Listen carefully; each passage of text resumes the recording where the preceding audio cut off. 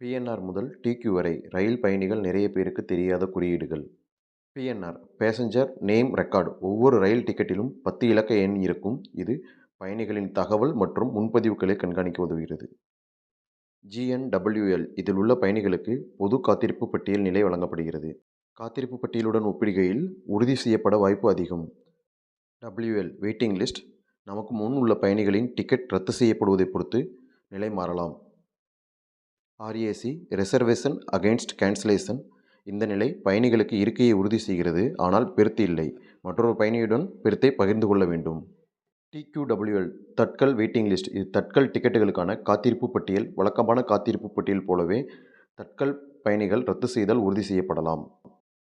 பிக்யூடபிள்யூஎல் pooled quota waiting list. இந்த பயணிகள் குறிப்பிட்ட இடைநிலை நிலையங்களுக்கு இடையில் பூல் செய்யப்பட்ட ஒதுக்கீட்டிற்காக காத்திருப்பு பட்டியலில் இருப்பார்கள்.